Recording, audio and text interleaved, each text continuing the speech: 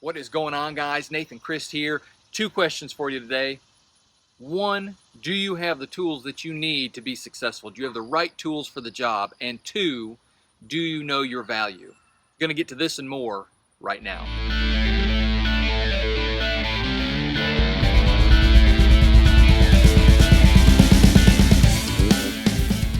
Coming at you live from a job site today. Why don't you take a look around at the background behind me.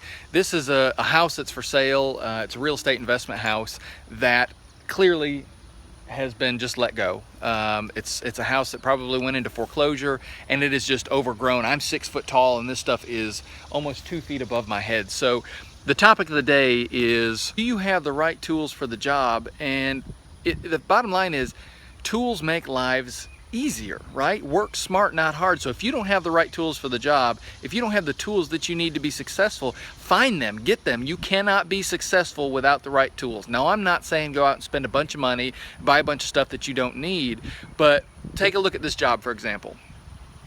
I've got all sorts of commercial mowing equipment, but my mowing equipment, no matter how good it is not going to touch this. So that comes into phase number 2 now. The second thing I asked about, do you know your value? So guys, in business, time is money. It's a commodity that you cannot get back. So the time that it would take me to do this job, front and back, this is what it looks like. The time that it would take me to do this job by hand, manually, one, I don't know if I could get it done by hand. And two, it would take such an amount of time that it would end up costing me money. So guys, look what I've got here. I'm going to take the backhoe attachment off of it. I'm going to put the skid steer attachment on. That's talking about having the right tools for the job. Is it an investment? Absolutely it is. But invest in yourself, invest in your business, and it'll come back tenfold. All right, guys, let's talk about phase 2 of that now, knowing your value. So the reason I got this job is because I got it from a referral from a real estate agent and from a real estate company that I do a lot of work with, and I came highly recommended. So the guy called me, and I came by and I took a look, and I told him, to maintain it, I can give you a price, absolutely. But to get it back into shape, it's gonna cost you several $100s, okay? And that's when the negotiations started.